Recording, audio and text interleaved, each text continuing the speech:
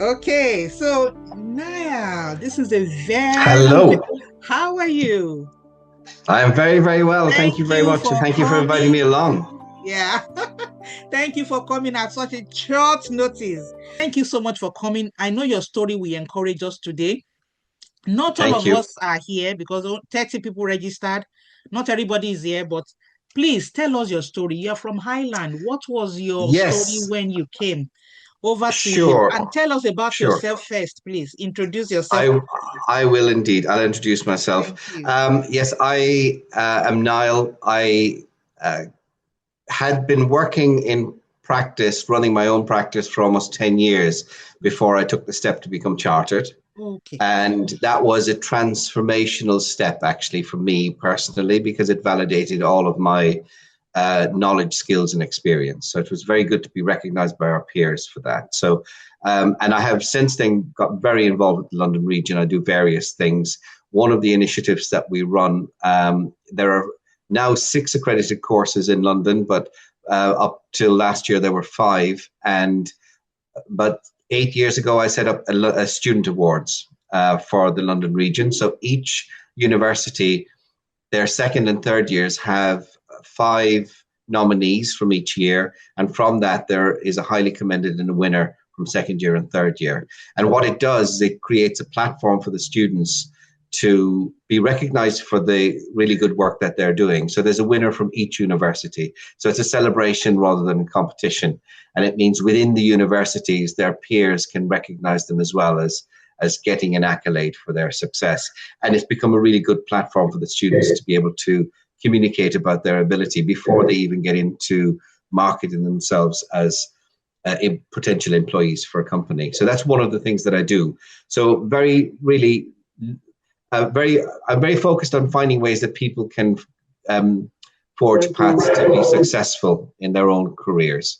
And I think it's really it's a great pleasure for me when any initiatives that we run, people find them useful and helps them find a way forward. So that's me really, just in terms of what my main interest is within the institute. I studied what was described as construction technology in the Republic of Ireland, and I graduated after a 3-year diploma. And at that point, this was 1985. So many of you may not have even been born then, but in 1985, there was absolutely no work in the Republic of Ireland whatsoever. So I moved to the UK. So I've immigrated to the UK in 85. I've been living and working there since. I set up my own practice in 2004. So I moved in 85. So some 20 years of experience, I set up my own practice. And in 2014, I opened an office in the Republic of Ireland. And that's where I am at the moment, actually, this evening. I've just come back from work. So the office I've opened in the Republic of Ireland is with a colleague, Michael O'Keefe, who's also very involved with the Institute. So in terms of experience of coming to the UK, at the time, the UK economy was very buoyant, actually, but getting work was literally before the internet and before any communications like we have them now. I was very naive. I literally walked around to offices with a page of the golden pages or yellow pages in my hand with the practices in central London, and knocked on the door with a portfolio under my arm. And eventually I got a job after a week. It took me 1 week walking around. And there's a little amusing story about this, because I was so naive. I think I was 19 years old. And I went into one office, and there was a very efficient, very well-spoken receptionist who was, in the politest way, trying to get me to leave the building. And there was an entourage of people that kind of wandered through reception. And in my portfolio, I had all the projects that I did from college. And one of the buildings was an industrial building that we were asked to design, and we had to do it in the style of different kind of architectural styles. And one of them was in a high-tech style.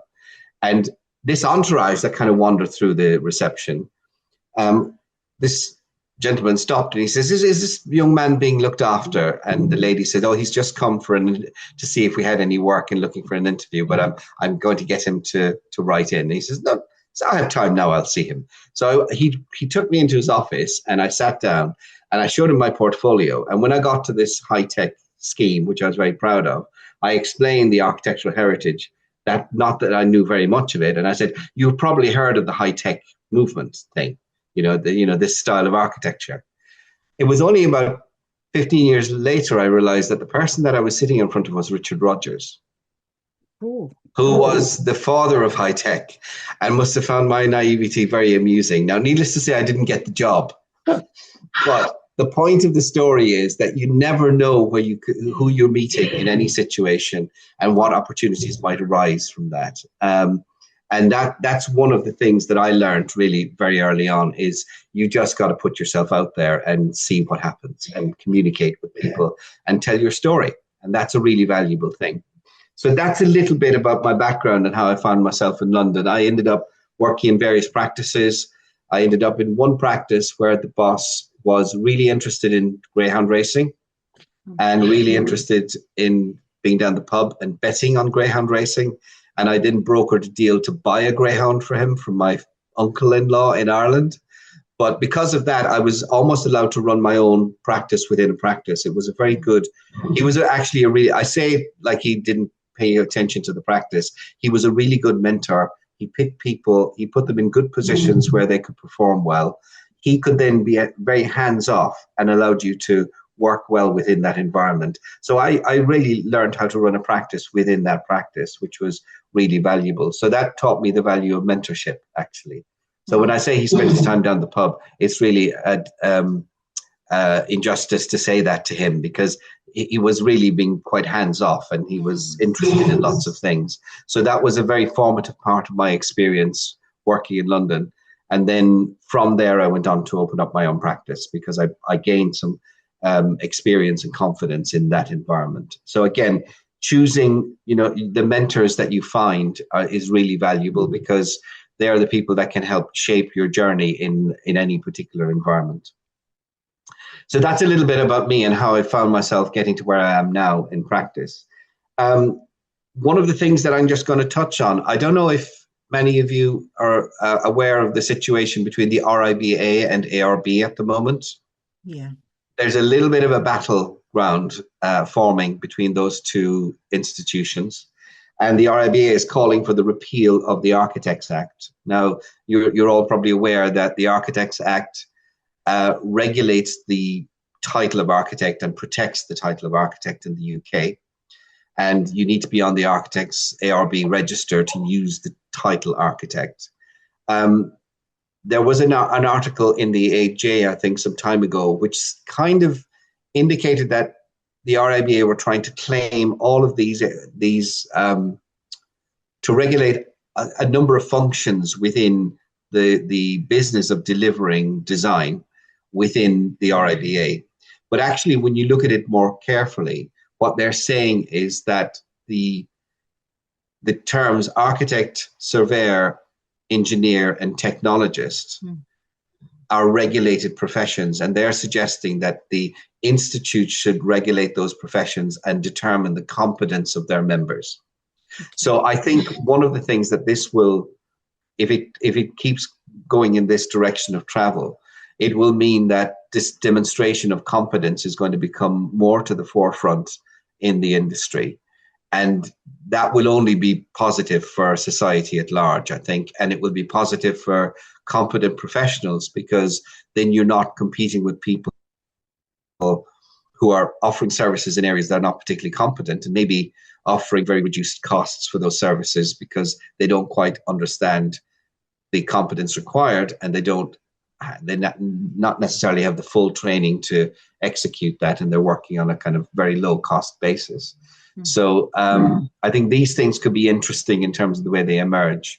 But what is important from that, I think, is for any professional in the built environment is to be able to be part of an institute that can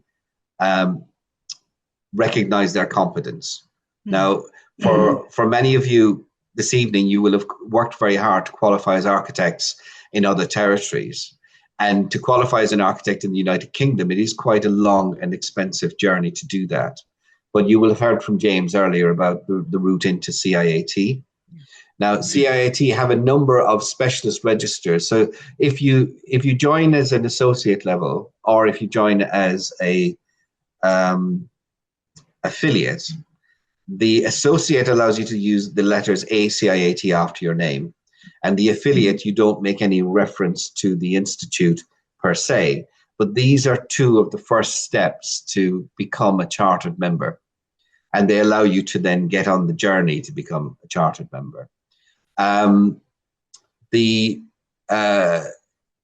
method of becoming a chartered member, if it's the professional competency route, is an application form, which James will have explained, and an interview. So if you submit your evidence following the guidelines in the application form, there are 4 key sections that you need to complete. When you submit your evidence, if the evidence is accepted that you've passed on to the interview stage, the interview itself is really more of a conversation with the candidates. It's not really an interview as you might think about it in the traditional sense. I do sit on the interview panel, so I've some experience of that. What we look for really is for the candidates to be able to speak very fluently about the evidence that they presented. And it's very important that the evidence is authentic and is yours. We have situations where candidates have taken other people's work and they have passed it off as their own. One particular case, the candidate did not realize that the work they'd taken was from a sample submission from somebody else, and the somebody else happened to be the other interviewer that was with me, so they recognized it as their work. So again, this is about integrity. You know, that if you are very clear about where your competences lay and where your experience is, if you've got past the professional assessment, then the rest of that should be relatively straightforward, because you should be able to talk about your work fluently. In some cases, candidates look quite good, but they may be quite weak in 1 or 2 areas. And there have been cases where candidates come forward and say, for example, they have no experience of administering contracts in the UK, and they don't really know what's involved. And we've often asked them to come back for a second interview when they've done some CPDs and done some research, so that they understand, for example, the contract administration procedures, so that they then have the knowledge, although they may not have the information, the experience. So these are ways that you would navigate the interview. And it isn't, you know, a situation that if you are not successful, that's it. What happens at the interview is if there are areas of your knowledge or experience that need to be improved upon, you're given that guidance at the interview, so that you can go away, work on those areas, and then come back when those gaps have been filled in. So it really is a very supportive route to becoming a chartered professional. Now, the advantages of that is then you are a chartered professional. James was mentioning earlier, if you're an affiliate or an associate, you cannot offer services to the public because you're not considered by the institute to be in a position where you have demonstrated the full round of experience to be able to offer services to the public. Now, that might be a little bit frustrating if you've worked in another country and you've been offering services to clients directly and you have the competence to do it. It might be frustrating that you're limited in that way for a short period of time. But the point about that is the institute is there to maintain the standards of the profession.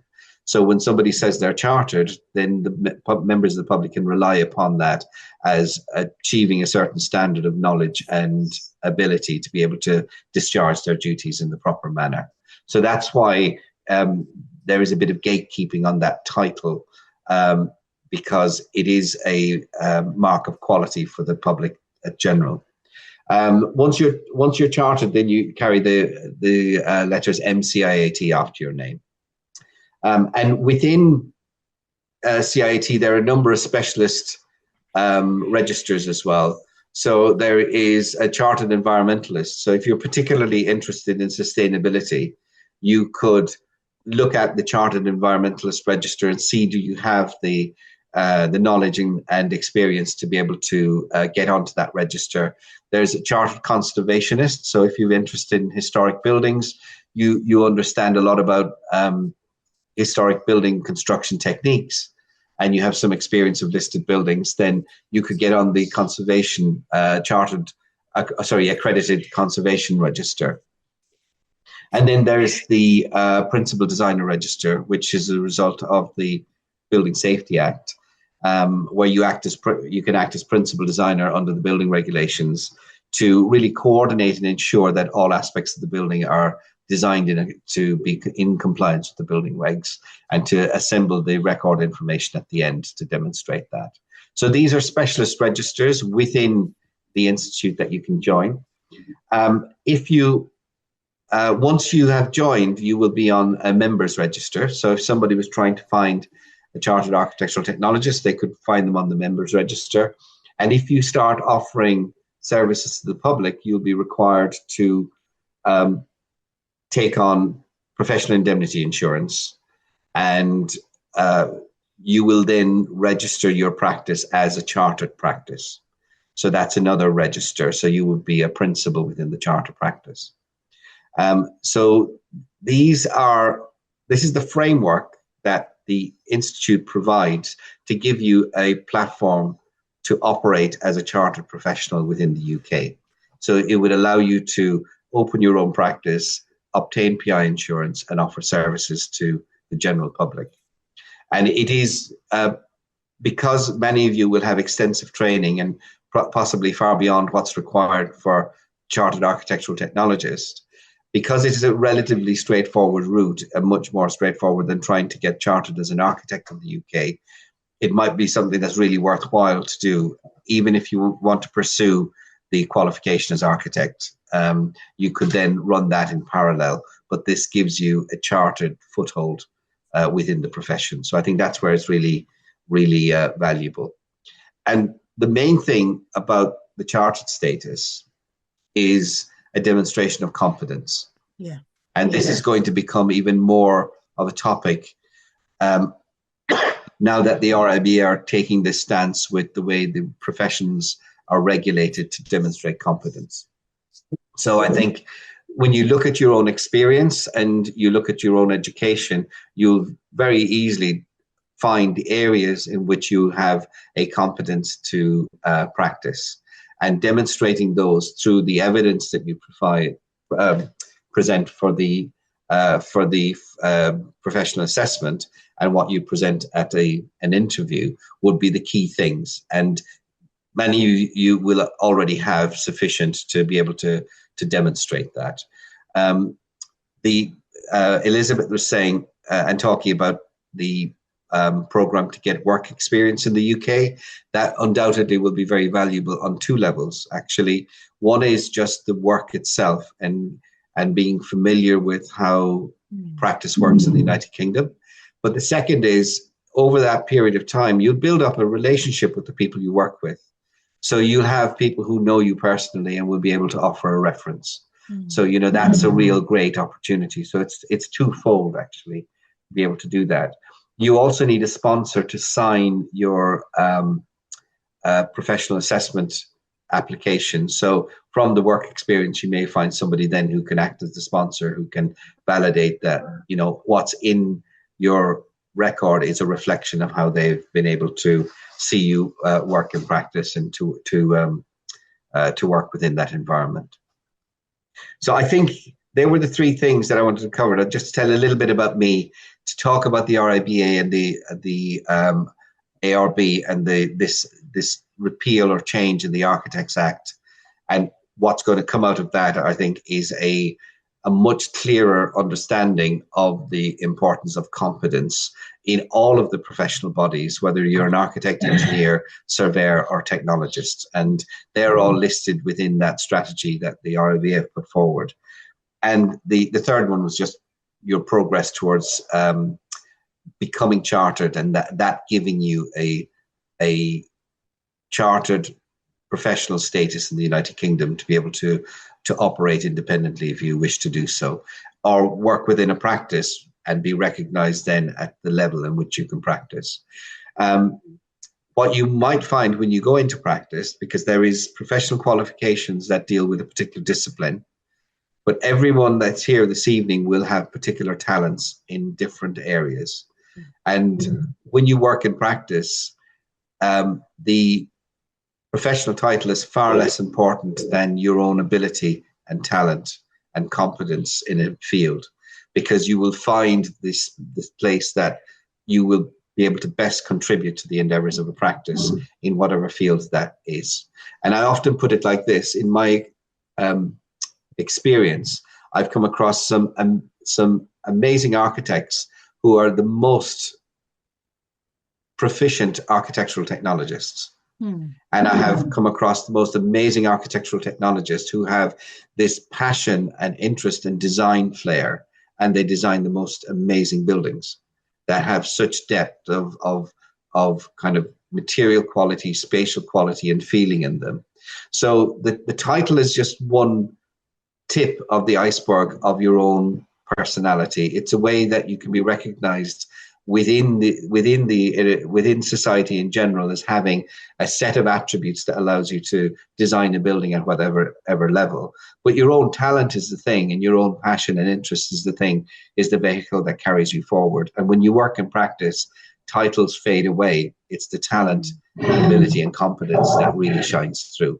So, you know, that's the thing that you can really focus on for yourself, I think, and you'll all know where your talents and abilities lie. Wow. That's it. Wow. That's awesome. Thank you so much, Neil. I really don't know where to start, but let me give room for questions. Does anybody? Yeah, the clap is on. Thank you. Thank you. Thank you, everybody. Because what really got to me was how you were able to go for an interview.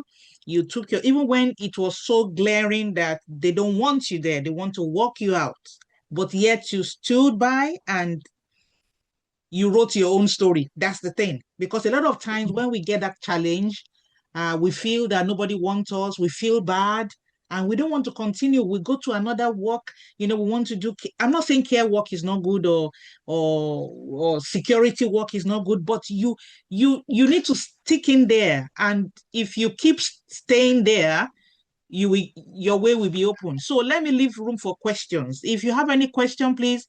Niall is here. Can you please raise your hand or just speak?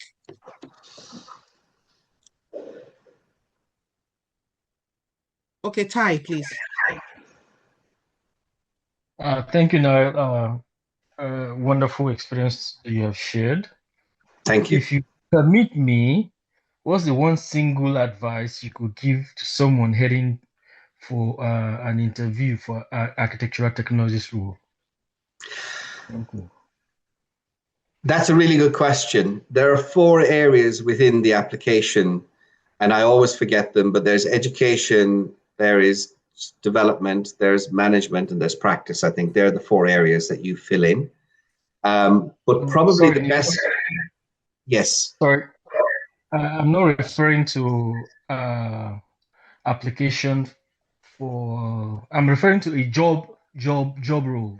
When you are going out for an interview. Oh, good. Going out for an interview. Yeah. All right, I see what you mean. I see what you mean.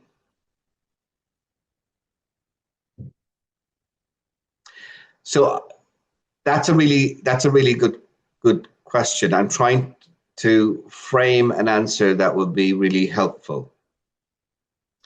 So the first thing that I think would be worthwhile getting familiar with, if you're not familiar with it, is the RIBA plan of works. So stages 0 to 7.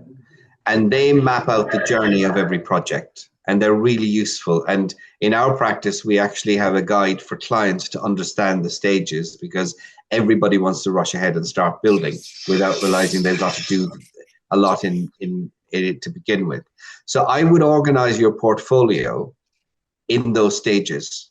Now, there may be stages that you've not completed as part of your portfolio work, but there'll be stages that you have. So you could then talk about, you know, developing the brief with the client, which is a very important part of any stage. And that relies upon the strategic definition of the project. What is the business case for the project? why should you do it? So that you might overlook because you're focused on the design of the building. But if you've done a lot of work with clients in developing projects and developing the brief, that's really important because that sets the scene for what follows later. Then there is the concept design and what you're taking into account in the concept design in terms of environmental factors, social factors, urban factors that have to come into that. So you look at the concept design, which is stage 2, stage 0 for strategic definition, 1 for brief, 2 for concept design. Then stage 3 is where we really get our teeth into the project, and that is spatial coordination primarily. It is the drawings that you would produce for a planning application. So line, level, surface, and texture, everything that describes the building. So looking at the drawings that fit into that category. And then stage 4, which is technical design, where you're starting to look at regulations. So I think if you organize your portfolio in those sections, and recognize where your own skill and competence is within each of those sections and the experience, then for somebody who's being presented the portfolio, they already have, an employer will already have that framework in mind. And they'll see how you're dovetailing into that framework with your way of thinking about your own work. And you can then be quite open about the areas that you don't have experience and where you might like to get experience. So we got as far as stage 4. Stage 5 is construction when you're on site. Stage 6 is handover and closeout. And as my boss used to say, that the 5% of the fee that we had for stage 6 takes up 20% of the time. Because by the time you're trying to get things commissioned and signed off and certified and all of that stuff together at the end of the job, if you've got experience of like snagging and getting commissioning reports and all of this, that really is the tedious bit because you've got to get so many, all the problems are often pushed to the very end and then there's a big rush to try and solve them. So, trying to keep on top of them as they go, that's really good. And then the final part is stage 7, which is in use. And that's when you hand everything over to the building facilities managers or the homeowner, and they live and they use the building. And the interesting thing is when I meet clients and they want to extend or alter their home and we talk them through the RIBA plan of works, I'll say, which stage are you at the moment? And they'll say, we're not at any stage at the moment. Sorry, what do you mean? We've just got you in. I said, no, you're in stage 7 in use, but the building doesn't suit you anymore. So your strategic definition has changed. So we now have to look at the strategic definition because you're in use of the building at stage 7, doesn't fit. So we start the cycle again. And if you look at the RIBA plan of works, you'll find that it's a wheel. It kind of goes from stage 0, stage 7 to stage 0. So when you're looking at buildings that are in use and you're making alterations and modifications, that again is a very good reference point. So I think what I've done is I've given you chapters of a story. Yeah. So you can tell your story about how you got to where you are now in front of this person who's potentially going to hire you through the chapters of the story of the plan of works. And then the story has real depth and meaning and relevance to the interview. And there can be aspects of your work which you may have done abroad that somebody would be really fascinated in. And it could be even the smallest project and the simplest project, but it's the way that you tell the story. So I would say I've never really had to think about this question in that way. And I'm very grateful for it being posed so that I could think about it. But one is tell the story. And the second is to structure that story in the plan of works. And the third thing I would do is put some of those pages on a PowerPoint slideshow for yourself. And imagine you have an audience in front of you and do an audio recording of you presenting that story. And it's always horrible when you hear them back because nobody likes their own voice and there's lots of ums, ahs, and spaces. But what I would say then is with that audio recording, you might want to try it once or twice to make the audio recording. But the audio recording has a purpose. What you do is you save it on your phone. When you're on the tube, you listen to yourself telling that story. In the same way that any one of you could start singing a song right now because the lyrics are already uploaded in your head. You know the lyrics, or there's poems that you know, and you just don't even have to think about the words. They flow. What you do when you make the audio recording and you listen to it, you're actually uploading the script of your story. And you listen to it over and over and over again. Then when you're presenting the work, the images of your portfolio will be prompts for the scene and the script. And then you can talk with fluency about the work. So that's a bit of kind of performance guidance, really, because one of the big things in our profession is we are communicators. We're communicating complex technical matters in a technical language that somebody can take to execute and create the building, because our product is ink and paper, not bricks and mortar. So our power of communication is important. So building your story and having that script so you can talk about it will be very helpful. And you find if you dry up at an interview, and I was in my mid-40s before I got comfortable with public speaking, the most powerful thing in the world when you don't know what to say next is look somebody in the eye and smile and take a slow breath. Because what you're giving them is time to think about what you said a moment ago. And it gives you time to think. And if people are nervous about public speaking, there is lots in the media about breath work and breathing techniques and everything else, and I use many of them.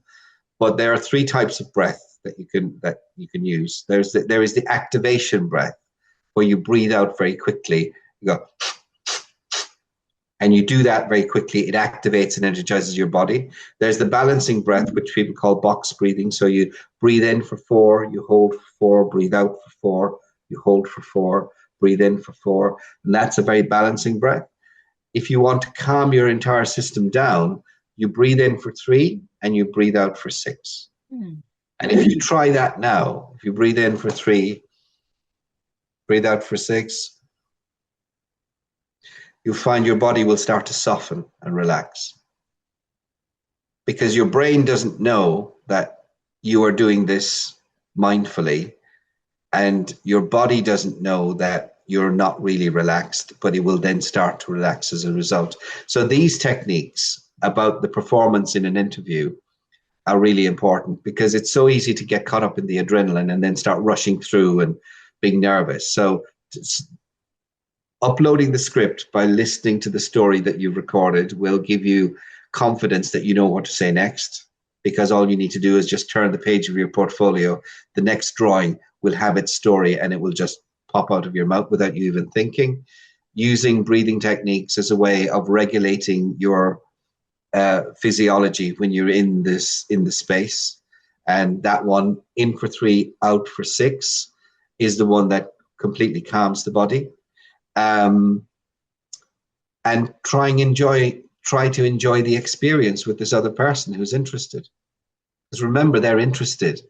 So like enjoy being present with them while they're being interested in your story. So that would be rather a long answer, sorry, but I hope that's helpful. Ty, are you okay with the answer? I'm very okay with the answer. I think he really nailed it, but do you want to say anything else, Ty? Yes, thank you very much. I mean, it tells me to simplify job interviews. I mean, tell a story in certain plan, such as the slides that you mentioned. But I have a follow-up question, if you permit me. My thoughts were kind of limited as an architectural technologist to only concern themselves with stage 3 out of the RIBA stage 1 to 7. You know, my from what you described is, as an architectural technologist, you don't limit yourself to translating concepts to technically buildable drawings. I mean, at some stages, it appears that you need to behave like a technical coordinator also. Am I right? Yeah, it's all of those things. It's everything from, developing concept design, taking the brief from the client to coordinating all of the other disciplines, even being on site and dealing with contractors and responding to queries. So, you know, there is no limitation to how you can operate within the profession just because you have a designation of a chartered architectural technologist. And that's why I was saying, when you get into practice, it's less about title and more about talent. So your talent and your experience will find the place where you can work most effectively. So I wouldn't limit yourself by anything. And this is why I was suggesting the RIBA Planner Works and trying to build up chapters of your experience to show what you've done. Because when you go for a job as an employer, you're not particularly concerned with the professional qualification of the individual. You're going to say, well, I have this range of needs in my business, and I need somebody who has proficiency in these areas. And if you're showing proficiency in those areas plus a lot more areas, then you're just demonstrating that you're a very versatile individual to have within the team. Because the job that they want you for in 6 months might be finished, but there's something else that comes in. You may pick up like sketch design work in between doing a technical package, and you never work on just one job anyway. So depending on your talent and ability, that's the thing that's going to chart your course when you're in practice. So, you know, don't limit yourself to any preconceived definition of what a particular profession is. Build your portfolio and build your story around your own talent and your own passion, and tell that story, illustrating it with the work that you've done. Thank you. So much. Anybody else has a question before Naya leaves? Anybody else? Okay. I think I've gone through all of them. No questions. Thank you so much, Naya. We really appreciate this. You know, some of these things are things we are not taught in school. You know, you just have, it's from experience you're sharing, you know, with us. So we really want to say thank you. And mind you, this will not be the only time you're going to be here. I will I will share with you the table or the schedule for the program. Sure. And yeah, we look at it because I know you're a lecturer. So you look at what you can teach us and then Sure. take a topic and teach us for this period of 8 weeks. So thank you so much.